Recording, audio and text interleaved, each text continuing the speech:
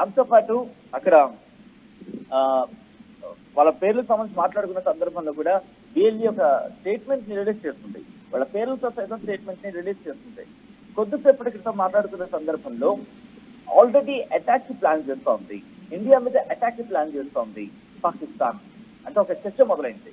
దీనికి బలం చేకూర్చేలా పాకిస్తాన్ సంబంధించిన రక్షణ శాఖ మంత్రి ఖాజా ఆసిఫ్ ఆయన చాలా పిచ్చిగా వాగుతున్నాడు. మొన్న ఒక వాగుడు వాగాడు, నిన్న ఒక వాగుడు వాగాడు. ఒకట న్యూక్లియర్ అటాక్ వెళ్ళే అవకాశం ఉందంటే కూడా. సో ఇటువంటి ఒక టిపికల్ సినారియో అనేది పాకిస్తాన్ ఊహించలేదు. వాళ్ళు అనుకున్నది వేరు, జరుగుతోంది వేరు. బట్ మళ్ళీ నేను కమింగ్ బ్యాక్ టు బిఎల్ఏకి సంబంధించి ఇక్కడ వార్నింగ్ ఇచ్చింది. ఆపరేషన్ కి సంబంధించి పాకిస్తాన్ ఇక్కడ వార్నింగ్ ఇస్తుంది పాకిస్తాన్ ఆర్మీకి. ఒకవేళ మీరు కనుక ఇంటెన్సిఫై చేస్తాయి రాబోయే రోజుల్లో ఇంకా తీవ్రమైన ఘటనను మీరు ఎదుర్కోవాల్సి ఉంటుందంటే కూడా.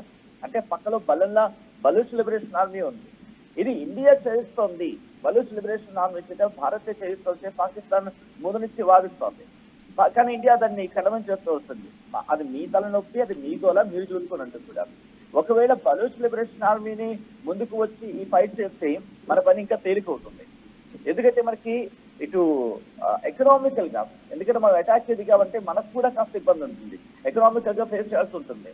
సో బలూచ్ లిబరేషన్ ఆర్మీ కనుక ముందుకొచ్చి ఈ దాడిని వేగవంతం చేస్తే, ఈ దాడిని మరింత వేగవంతం చేస్తే కనుక మనకి అది తగ్గుతుంది. మన టార్గెట్ ఎక్కువగా ఎలా ఉండే అవకాశం ఉంటుందంటే కనుక పోర్ట్స్ మీద ఉండే అవకాశం ఉంది అని కూడా చర్చ జరుగుతోంది. ఇది బహుశా కొన్ని వ్యూహాల గురించి మాట్లాడుకున్న సందర్భంలో పూర్తిగా చెబితే అది కరెక్ట్ కాదు అంటే ఒక చర్చ జరుగుతుంది. కాబట్టి ఆ డీటెయిల్ గా బయటికి కొన్ని విషయాలు మనం చెప్పట్లేదు. కానీ ప్రధాన ఫోకస్ మాత్రం ఈసారి పోర్ట్స్ మీద ఉండే అవకాశం ఉంది. ఎందుకంటే కనుక ముందుగా సింధు నదీ జలాలకు సంబంధించి వాళ్ళు టార్గెట్ చేశారు. ఇంకో విషయం రోహిత్, ఇక్కడ నిన్న ఒక వీడియో పాకిస్తాన్ కి సంబంధించి ఒక వీడియో చక్కలు పడుతోంది. ఎందుకంటే ఒకవేళ సింధు నదీ జలాలను విడిచిపెట్టకపోతే సింధు నదీ జలాలకు సంబంధించి దాన్నే మేము ఉదాహరణగా తీసుకుంటాం, దాన్నే మేము యుద్ధంగా మలుచుకుంటామంటూ పాకిస్తాన్ చెబుతోంది. పిచ్చి వాగుడు వాగుతోంది ఈ విషయంలో. ఒకవేళ భారత్ ఒక్కకపోతే ఆ సింధు నది డ్యామ్ ని పేల్చేస్తారట. సింధు నది డ్యామ్ ని పేల్చేసి పాకిస్తాన్ నీళ్లు తీసుకుంటారంట. సో ఇలాంటి ఒక తిక్క ఆలోచన చేస్తోంది. కాబట్టి భారత్ కూడా దీనికి సంబంధించి చాలా సంయమనం పాటిస్తోంది. ఈసారి కొట్టే తప్ప మామూలుగా ఉండదు అనే చర్చకు బలం చేకూర్చేలా ఉంది. బహుశా ఇంతవరకు లేని అనేటువంటి, ఎందుకంటే ఆఫ్ఘనిస్తాన్ కి సంబంధించి తాలిబాన్లు మనకు సపోర్ట్ గా ఉన్నారు ఆఫ్ఘనిస్తాన్ లో. అట్ ద సేమ్ టైం మీరు అన్నట్టుగా బలూచ్ లిబరేషన్ ఆర్మీకి సంబంధించి అక్కడ పరిస్థితి ఇంకా దారుణంగా ఉంది. ఇప్పుడు కనుక వాళ్ళు మళ్ళీ రిటాలియేషన్కి వస్తే కనుక తీవ్రమైన పరిణామాలను చవిచూడాల్సి వస్తుందంటూ బలూచ్ లిబరేషన్ ఆర్మీ అక్కడ స్ట్రాంగ్ వార్నింగ్ ఇచ్చింది. ఇక్కడ మొసాద్ కూడా, అంటే ఆయా దేశాలకు సంబంధించి రక్షణ శాఖలోని కీలక విభాగాలు కూడా అమెరికాకు సంబంధించి డిఫెన్స్ ఎక్విప్మెంట్ పంపించిన పరిస్థితి ఉంది. సో అంతవరకు అవసరం పడకపోవచ్చేమో అనిపిస్తుంది. బలూచ్ లిబరేషన్ ఆర్మీ కావచ్చు, లేకపోతే తాలిబాన్ సంబంధించి కావచ్చు, లేకపోతే వాళ్ళు పెంచి పోషించుకున్న ఆ తీవ్రవాదుల చేతే వాళ్ళని వాళ్ళు మట్టుబడినా పెద్దగా ఆశ్చర్యపడాల్సిన అవసరం లేదు. ఆసిఫ్ మున్నీర్ తన వ్యూహాల్ని పదులు పెడుతున్నాం అనుకుంటున్నాడు, కానీ తన శక్తి కష్టాలతో ఇంకా పాకిస్తాన్ కష్టాల్లో పడేస్తున్నాడు ఆర్మీ చీఫ్ గారు. అంతా ఇప్పుడు ప్రతిఫలాన్ని అనుభవిస్తుంది, చేసిన పాపానికి ప్రతిఫలాన్ని అనుభవిస్తుంది. భారతే అవసరం లేదు పాకిస్తాన్ని దెబ్బ కొట్టడానికి, బలూచిస్తాన్ సరిపోతుంది అనే చర్చ ఇప్పుడు జరుగుతుంది. బలూచిస్తాన్నే తట్టుకోలేకపోతుంది, ఇక భారత్నే తట్టుకుంటుంది అనే చర్చ జరుగుతుంది. పహల్గామ్ దాడి తర్వాత ఇప్పుడు భారత్ తీసుకునే మిలిటరీ యాక్షన్ ఏ విధంగా ఉండబోతోందని ప్రపంచం అంతా ఎదురు చూస్తుంటే బలూచిస్తాన్ సైనికులు BLA Balochistan liberation army Pakistan సైనికులను మట్టుబెడుతున్నారు. ఈ ఘటనను మీరు ఎలా చూస్తున్నారో మీ అభిప్రాయాన్ని కమెంట్ బాక్స్లో తెలియచేయండి. నిజానికి మనం యుద్ధం చేయాలా, బలూచిస్తాన్కి సపోర్ట్ చేస్తే సరిపోతుందని అనుకుంటూ ఉన్నారా? ఇక్కడ మన వ్యూహం ఏ విధంగా ఉంటే బాగుంటుందని మీరు అనుకుంటున్నారో ప్రజలుగా మీ అభిప్రాయాన్ని తెలియచేయండి. 1971లో ఏం జరిగిందో గుర్తుందా? 1971లో ఏం జరిగిందో చదివారా? 1971లో ఏం జరిగిందో ఒకసారి మనం చూస్తే ఆ విషయాన్ని పాకిస్తాన్ గుర్తు చేసుకుంటే సరిపోతుంది. 1971లో కూడా ఇలాగే తోక జాడిస్తూ ఉంటే తూర్పు పాకిస్తాన్ ఏమైంది? బంగ్లాదేశ్గా ఆవిర్భవించింది. ఇప్పుడు బలూచిస్తాన్ మరో దేశంగా ఆవిర్భవిస్తుందేమో. అది 1971, ఇది 2025. చేసిన పాపాలకి పాకిస్తాన్ నామరూపాలు లేకుండా మారిపోతుందేమో.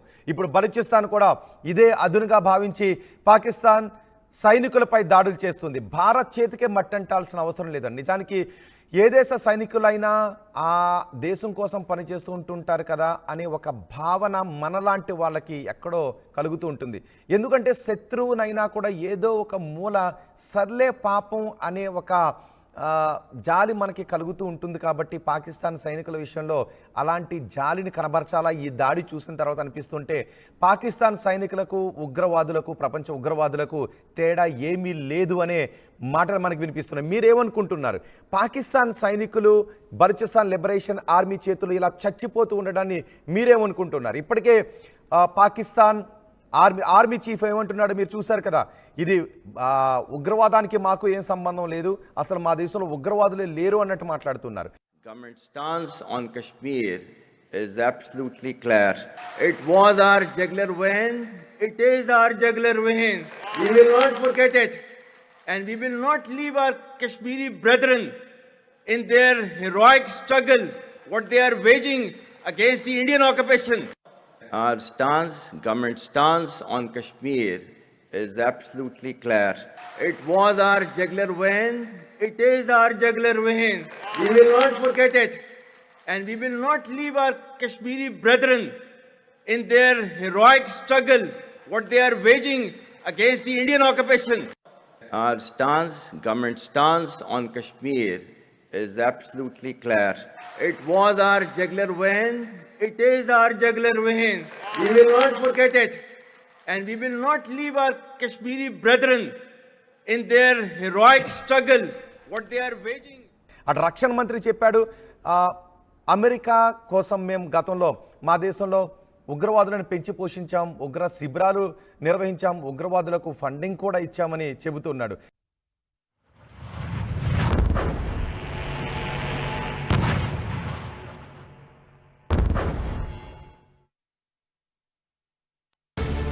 యూపీఎస్సీ సిఎస్సి 2024 ఫలితాల్లో 16కు పైగా ర్యాంకులు సాధించి ప్రభంజనం సృష్టించిన విష్ణు ఐఏఎస్ అకాడమీ విద్యార్థులు. Enriching the learning experience with the leaders and resources of the world.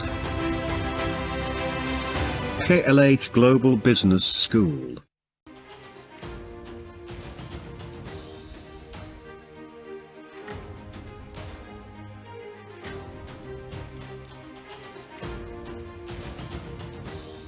Breaking news, Pakistan అస్త దిగ్బంధనంలో ఇప్పుడు కూరుకుపోతోంది. పాకిస్తాన్ పై అన్ని వైపుల నుంచి దాడి జరుగుతోంది. ఇప్పుడు పాకిస్తాన్ సైనికులకు పెద్ద ఎదురు దెబ్బ తగిలింది. బలూచిస్తాన్ సైనికులు చేసిన దాడిలో 10 మంది పాకిస్తాన్ సైనికులు చనిపోయారు. ఇప్పటికే పాకిస్తాన్ భారత్ మధ్య ఉద్రిక్తతల నేపథ్యంలో పాకిస్తాన్ తన సైన్యాన్ని ఇటు భారత్ బోర్డర్కు పంపించడానికే ఎక్కువగా కేంద్రీకరించిన పరిస్థితి కనిపిస్తోంది. అదే సమయంలో బలూచిస్తాన్ సైనికులు BLA పాకిస్తాన్ సైనికులపై దాడి చేసింది. మార్గట్ ఏరియాలో రోడ్డుపైన బాంబు పెట్టి మరి పాకిస్తాన్ సైనికులను లేపేసింది BLA. రిమోట్ కంట్రోల్తో పాకిస్తాన్ ఆర్మీ వాహనాన్ని పేల్చేస్తున్న దృశ్యాలు ఇప్పుడు మీరు RTV స్క్రీన్ పైన చూస్తున్నారు. పేలుడు దాడికి పాక్ ఆర్మీ వాహనం ఏ విధంగా పేలిపోయిందో మీరు RTV స్క్రీన్ పైన చూడొచ్చు. ఈ పేలుడు దాటికి అక్కడ సైనికులు చెల్లాచెదురుగా పడిపోయారు. సుమారు 10 నుంచి 15 మంది సైనికులు ఈ పేలుడులో చనిపోయినట్టుగా తెలుస్తోంది. ఇప్పటికే చాలా సందర్భాల్లో బలూచిస్తాన్ లిబరేషన్ ఆర్మీ అవకాశం దొరికినప్పుడల్లా పాకిస్తాన్పై విరుచుకు పడుతుంది. పాకిస్తాన్కి పక్కలో బల్లెంలా తయారైంది బలూచిస్తాన్. సొంత కుంపటిని వాళ్ళు పట్టించుకోకుండా కాశ్మీర్లో వేలు పెడుతుంది పాకిస్తాన్ ప్రతిసారి.